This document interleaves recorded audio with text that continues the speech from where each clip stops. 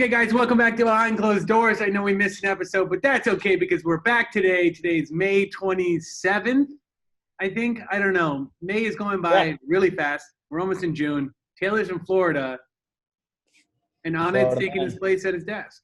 Yeah, I took your spot. Wow. I don't know if that's an upgrade or a downgrade. Well, I think I got a nice spot here. Life is pretty good here in Florida. We got the pool. We got the girlfriend working out in the backyard. Got the dog. Nice form on those lunges. Yeah, great lunges. Have you been working out with her, or you just watch her work out? Mostly watch. She's on this crazy thing because she's training for Miss USA right now. So she's on this like crazy diet and then crazy like workout stuff. And like her workouts are intense. And I always try to do them with her. And I'm just like, nah, I'm not. Yeah, you're like, I went to Florida just to relax and chill. I'm not trying to work out. I just don't have the motivation to work out. So walk us through Florida. Tell us you're on the ground, boots on the ground. What's going on? Boots on the ground. Well, the rocket actually just went off. We didn't see it. It was 2 hours No, away. they aborted. Oh, really? Yeah, they aborted because of weather. Oh, shit. So the rocket didn't go off. Fake news out of Florida. Taylor knows nothing. Well, the rocket was supposed to go off at 1:30. Yeah, they aborted it. Right now. Wow, mission aborted. Do you think Elon knew he aborted and just wanted to get the buzz? But I mean, how far away where are they shooting from? You could be able to tell us if the weather's good or not. They're shooting from 2 hours away. 2-hour drive, so that's probably like 100 miles away. And let's check on the weather. We got boots on the ground. I'm going outside right now. Boots on the ground to see if it's fake news. Live from the street. Looks like the weather. The weather looks pretty nice here. I like the conspiracy theory. Conspiracy theory. So hi, Alicia. Hey. This is Behind Closed Doors. We're checking out the weather. We're doing investigative journalism. So the weather is good. So that's fake news about the rocket. Got it. Confirmed. But no, life's good here. So last week I went to an awesome brunch. Like we had to wait a 30-minute wait because the restaurant was packed. Everyone's out in Tampa at bars, day drinking. I didn't see one mask. It's pretty wild. What about like bartenders and servers and everybody else? Play tennis? No, even the servers, no mask. So what's the rule? Are they allowed 100% capacity, 50%, or is it? Definitely 100%. Without doubt. Like the place was packed. And the video I showed you was more of a spaced out part. There was also an outdoor patio. It was packed. Like it's packed, man. Corona doesn't exist. It's crazy because like I'll talk to my mom about something like back in LA and she's like, oh, you have to wear a mask, get my mask, go to the grocery store. I'm just like, oh my God, I forgot Corona exists. Like in the week I'm here, I just realized Corona doesn't exist here. It's not a thing. Like we're shaking, like I'm going around and I'm meeting all these people, like we're shaking hands. See, I didn't think handshaking would go away. It's too much of it's been here forever. So what's the take? It's because Corona is not going away in LA, New York, San Francisco. Which is crazy to me because the rest of the country, it seems open. And I was concerned at first because I'm out here and I'm meeting a lot of my girlfriend's family, friends, and different people. And I'm just like, it's awkward for me because I want to present myself well, and I don't know if we're shaking hands or not. So like I had this kind of thing, and they all extend their hand, and I'm just like, screw it, I'm going in. Yeah, it just doesn't. Corona doesn't exist here. So do people not know anyone that has gotten it? No one? I was asking all of them, and they're all just like, oh no, Corona doesn't. Like they all say Corona doesn't happen in Florida, which is a hot take. Literally hot. But literally no one's heard of anyone getting Corona, and it's just not a thing here. It's weird. I also talked to a friend who's in Mexico, and like I think they tried being a little serious, like in Mexico City, the big parts, but he's in the beach town, and he was just like, yeah, no one in this beach town's got Corona. Everything's open, and we're just treating it like Corona doesn't exist because it doesn't in his mind. And same thing with Florida. So like, what I think is going on is, if you think about the places that got hit, like New York, and sure, LA didn't get overrun, but there's still cases here. It's where European and Asian travel comes to the most in the US, and that's like the West Coast and New York City. And that, because there's no question New York City. No, there's Florida, dude, Orlando, Disney World. Like that's huge, and all the conferences. That's true. A lot of people come to Florida. So what's the take? We're being lied to on the coasts? It doesn't exist. Alicia, does Corona exist in Florida? Not here. That's a hot take. There's no Corona in Florida. It stopped in Wisconsin too. People are out at bars. They stop wearing masks. It's fascinating because there's a clear divide. Yeah, because even so, when I posted, what's that? There's been 500 new cases in West Chapel, right? Where we're at. Oh, well, she's saying there's been 500 cases in our small town in Florida that we're at right now. It But seems like a lot. that seems like a lot. This town has a population of 500. I guess that's Corona does exist. What's the population size of that 600. area? Like, yeah, 600. Like literally, like the population's like probably 1,000 people here. But something that was interesting because I was here all day. Like I've been here and I posted on Instagram about being at a brunch, and I had a bunch of friends who were in LA, like reaming me out, like, why the fuck are you in a restaurant? You're so irresponsible, blah, blah. And I forgot. I didn't even think anything of it because I was just like, this is what it's normal. Right. So LA and New York versus like other parts of the country is so interesting and it's so different.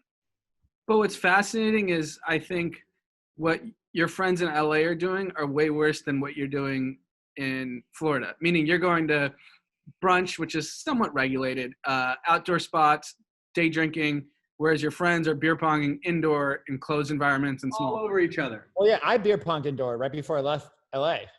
I had a huge beer pong tournament. That's But crazy. it's crazy. It's like, and everyone tries to be like kind of holier than thou with it. And there's a bunch of people who are just like, no, you can't do that. But then the other people are just like, we're doing it and nothing's happening. Right. It kind of reminds me of like when when that red hand is showing at a crosswalk and someone says, no, you can't cross. And it's like, well, there's no cars here. I crossed and I'm fine. So cut the shit, Pete. When are you going to Florida? I was just thinking that. I was like, I kind of like the idea of Florida. I think don't you know. should go to Scottsdale. You should. Yeah, we can go to. I'm about to go to Scottsdale. We already have. We're talking about getting over to Scottsdale at this point. You belong in Scottsdale, Pete. Yeah, I've been there a couple of times. It's my vibe. So Yeah, what's dude. your travel plans, Taylor? Where are you going next? Yeah, when are you coming back? One way. We're actually talking about going to Charleston, South Carolina this weekend, or Seaside, which is like a little part of Florida, like a little beach town. I don't know. Wherever the Open wind book. takes you, huh? Yeah, I booked one way, so I had a one way. I'm in here indefinitely, and I want to come back soon. But why would I go back? Like here, it's so awesome. I have all this space. I can play tennis and golf every day. Everything's open. Like it's just nice. Whereas in LA, I'd go back, I'd be in an apartment, and I wouldn't be able to do anything. Yeah, I don't blame you. Yeah.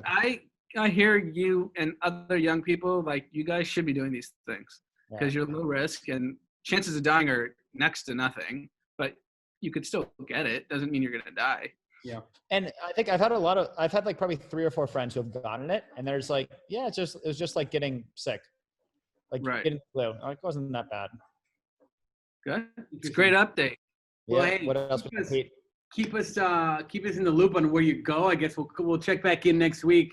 I don't know, do something cool so we have something cool to talk Go on about. like a tour of the South and just go to each place and show how Corona's affecting them. And if it doesn't loosen up here soon, I'm coming because I got to get Cool. the Come fuck out of next here. room. Next, so Anand, last time you were on, you were giving us some insight on your short on it was Gold's Gym, Oh, Planet Fitness. Planet Fitness. How did that? What was the outcome of that? Planet Fitness is on fire. It's in Fuego. No way. You know, gyms are open, right? I don't think so. So just similar to everything in the stock market, nothing makes sense. I think so. The guy that's managing our trade, he was able to hedge out, so we really didn't lose that much money. Okay. But we were on the wrong side of the bet. There's no question. How much So- did you Damn. And when on May 13th, it was trading at $58 a share. Now it's at $65 a share. It's like a 50% increase. Yeah, I think a pod listener messaged Pete like, "What's wrong with Anand's stock pick? It's on fire." the last time they listened to you? They've been waiting all this time, and he finally gives it, and it's completely wrong. I've never been more wrong about anything than the stock market the last 60 days. So Davey Day Trader was just like, before I was shorting in the market, Now I'm all for the market, and he's like up 1 million like every single day. Yeah, no, it's staggering. So are you still on SPXU, or are you just getting clobbered? Yeah, I'm actually close to a 6-figure loss on it, which is pretty cool. That's a new milestone. Can we get a screen? Can we get a screenshot here? Or, $96,967 down. Good. Congratulations. I just want to get to 6 figures just for the shits of it. What's your plan? You're just going to keep holding for that eventual? Dude, I think I'm in such, if I walk away down 100 grand and then it goes back up, I'm just going to be like so pissed. Whereas if I hold and it keeps going down, I think I'm still going to be pissed, but probably less pissed. So I don't know. I mean, at this point, I think you hold, wait for like a bad week, and take half. Like if you can get out with down 50K, take it. Yeah. Well, I went up 50K on the trade. I went up like probably 40 grand on the trade before. Then I got out at 40 grand. And then D told me to stay out, but I went back in way heavier and I kept buying the dip and it just never recovered. Yeah. So I'm up, I was up 40 on it. So if I can get to like minus 50 on it, and like that's almost my break even. So I only have to get back to. It's funny because like every Robinhood trader, typically young people that 60 days ago got bored in the lockdown, all started buying all the brand name stocks that were down. They're all on fire. Yeah. And I sold all my brand name stocks to buy more shorts. Literally the opposite of the trade that worked. I have trades like literally 6 weeks ago, like selling Facebook at 170 to buy SPXU at 27. And now Facebook's at like 240 and SPXU's at like at 12. Fascinating times we live in. Yeah, it's whatever. Monopoly dollars. Oh, Jesus.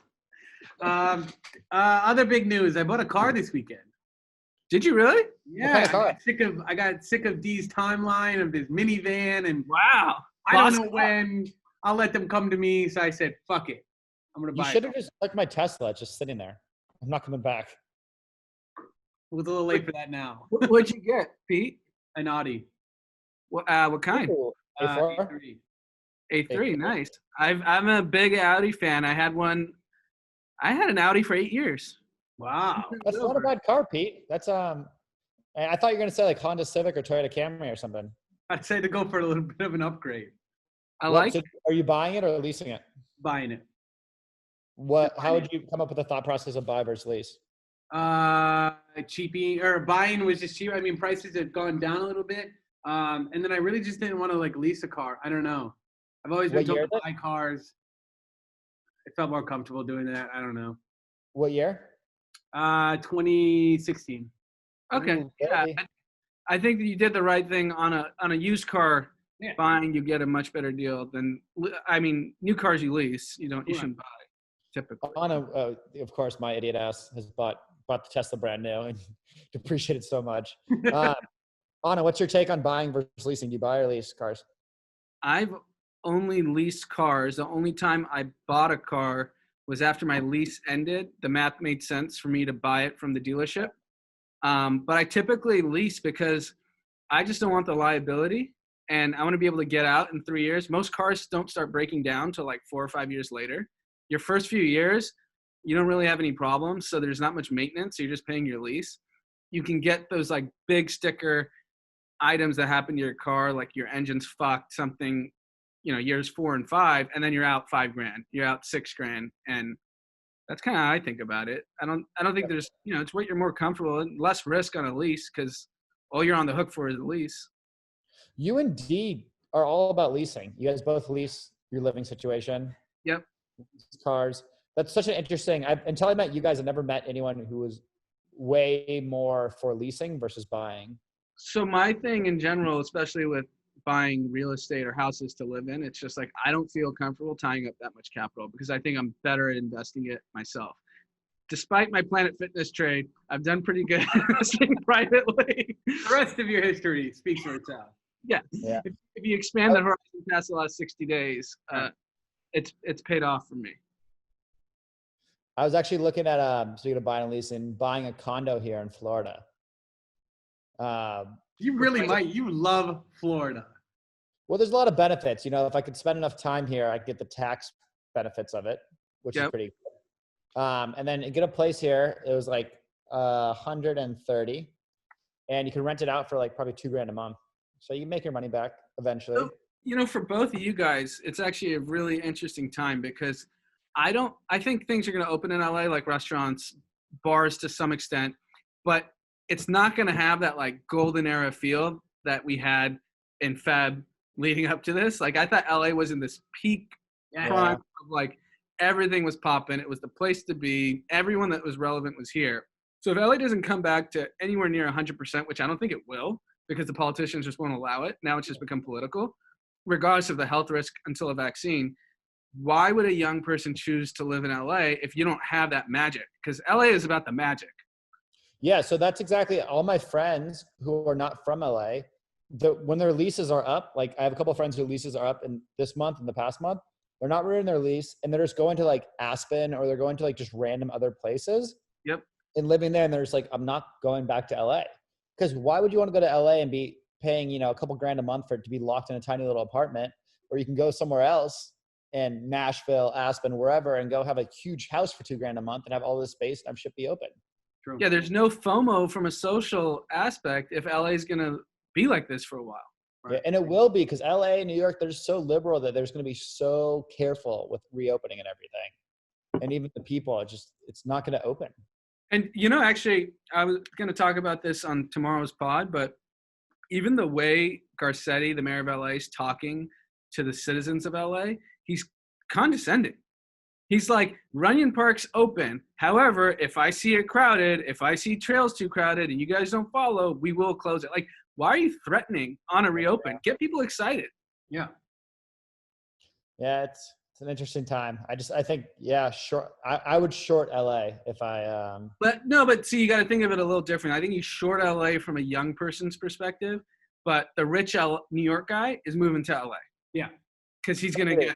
But depends how rich, because like literally like a couple $1 million in LA is not really getting you a nice house. For a couple $1 million anywhere else, you could live like a king. I agree. I'm talking about the guy that's got a $4 or $5 million condo in New York. He's like, I can get a pool in Beverly Hills, maybe not Beverly Hills, West Hollywood, for $4 million. But still, it'd be like a little, a tiny little mansion, a McMansion, not a huge one. Because I'm already hearing the Silicon Valley rich guys already started renting in Carbon Beach down in Malibu. Like it's popping. Every rich guy in Silicon Valley is paying. Well, everyone's coming from San Francisco is such a shitty city compared to LA. Like, it's not even a comparison. Does this take it right down the drain? It's done. San Francisco's over. Forever. Insane. Yes. At least for the foreseeable future. I mean, no, I think beyond it. Every big tech company has already mandated work from home. Like, they're forcing work from home. So why the hell would you live in San Francisco? Pay the premium. There's no reason to be. Expensive. There's shit everywhere. There's homeless people everywhere. Yeah. Yeah, it's horrible. All right, what else we got, Moderator Pete? You got to keep moving us along. Moderator Pete, keep moving on. I don't think we really have much else. I mean, we have the Grand Running Club virtual half marathon coming up July 4th. You can head over to thementalhouse.com, click on Running Sucks. In there, you'll be able to buy. It's $20. You get a whole bunch of cool shit to go along with it. On it, are you running it, Taylor? Either one of you? I'm gonna run it for sure. Want to. I have never run that much in my life. I think the most I've ever done is like 9 or 10 miles. So this will be a stretch. How long ago is that, though? Years. A decade ago, I probably ran 10 miles. I'm a 3 to 4 miler. You're 3 13. Okay. I'm a 3 to 4 miler with no problems. Taylor, did you just blow kisses to your girlfriend? No, it was to actually. Nisha, say hi to Pete real quick. Oh, hey, Pete. So Pete slid in her DMs last night. Pete, can you talk about your DM slide into my girlfriend's sister? Oh, look. Oh, wow. It's all part of the game. You know what I mean? I'm a little here. I'm a little there. What was the DM? Oh, Wow. She Is it a game to you? No, not you. Game. Wow. Pete, I know Pete's like, that house looks big. I think there's space for me. I think I can fit in there great. Are you kidding me? I prefer you. Wow. I was about to be Taylor's brother-in-law. She turns over to me and she's like, yeah, Pete just slid in my DMs. Taylor, walk me through the airport situation. I haven't been at an airport in 90 days. Okay, so got to LAX. It was not, so they limited the numbers of flights. So actually at first flights were, because I was flying a little bit at the beginning, super super cheap. I would go from LAX to Tampa for $19. It was awesome. So that first flights were really cheap, and there was a ton of flights available. Then all the airlines started pulling back inventory. So there's like one flight a day from LAX to Tampa now, and it was like $300 or $400, which is like it's got For one way? Yeah, $400 coach? coach. Jesus. But I had the option to upgrade to first class for $80, and I didn't. Wow, you're like you've already lost $100,000 in 60 days. What's $80? Because it was a connecting flight. I had to connect in Dallas, so it's like it was a 3-hour flight, then a 2-hour flight. It's not worth first class. It was one way. The airplane was full, like all 3 seats, even the middle seat. I thought they're not allowed to do that. I guess not. They said you have to wear a mask, but like the second everyone walked in the airplane, everyone took their mask off because you're not going to be wearing a mask the whole time on the plane. When you walk in, you get a goodie bag. It looks like a paper bag, like a lunch paper bag, and it has like a water and snacks in it already. So they don't do any like drink service or any service. And yeah, that was pretty much it. So you were packed in a 3-seater. There was people on either side of you. Were you aisle or where were you? I got the window. But yeah, there was a big dude next to me on the flight, and he was like all up in my space. You know, it's kind of tight in there. And I was just like, fuck no. And I don't want to like stereotype or anything, but he looked like kind of a gnarly dude, like pretty tatted up and just like didn't smell that great. And I was just like, this guy's probably got the runs. You just assume. And could you gauge what the purpose of travel is? Like, it's not business travelers, right? It's just leisure people going back and forth. Not one business traveler. If I had, it was actually a lot of minorities traveling, which is really interesting. I didn't really see a lot of other white people. Like Asians and Indians or what? More Black and Mexicans on my flight. Okay. Who are traveling. Like, it was pretty interesting. Like, not the normally, and you'll see business travelers, you see this. It was, it seemed like a lot of minorities, families, and then also just like younger kids, like in their early 20s who just obviously don't care. Got it. Interesting. Give us those hot takes. I'm not leaving LA anytime soon, so I'm living through you. So tell me, actually, real question for you. Like, why wouldn't you go rent a place in Utah with all this space and land and be able to do awesome things and get like 5 friends and all go get these awesome places there? I think when you have kids, it's a lot different. Like mobilizing a kid to Utah and not having your nanny, not having, like, you'd have to bring all that. Then it's not that cheap anymore, right? That's true. Palm Springs. Yeah, I think once things start to open up, like I'm starting to see friends. Like we're not super militant about it. We have a rooftop in our building. People come over. From a social perspective, if like a few things start opening, I'm not too mad at my LA life. Like my friends are here. My friends aren't leaving. So we're older. They're not like your generation. People just aren't mobile. Like even people your age, like once you have a kid, you're just so mobile. It's to recreate the convenience you have with your kid at home somewhere else is virtually impossible. Yeah, that makes sense. But for your generation, I support it. You guys should be going everywhere. Yeah, none of my friends are in LA at all, and none of them stay there. The only friend that's in LA is Robbie Snyder, and he's texting me every weekend. What are you doing? Want to hang out? Friends. You know what? Fine. We're not friends. It's fine. I didn't want it. No, but you're gone every weekend. Right. Robbie's one of the only ones who's in LA every weekend. Robbie's hitting me up. Robbie's hitting you up. Robbie's hitting anybody he can hit up at this point. Robbie's trying to party. Robbie's trying to party. And then we have one big breaking news on the pod yesterday. The Pete versus Rob Dyrdek behind closed doors battle is coming. Yeah. I've been getting some inside information that I didn't really know about before, but it's very intriguing what I'm learning about Rob. What are you learning? I'm not going to disclose anything right now, but Rob better be careful.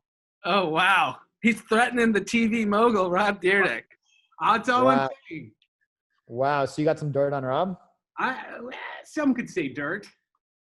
Other would just say facts. I don't know. Is he on the books for a future date, or is it just in talks still? We're still in talks. He needs to give us time. The thing is, we got to go through drama for that. And we just keep asking drama, like, when can we get him on? Drama's like, soon. And we're just like, all right, let's get a date here.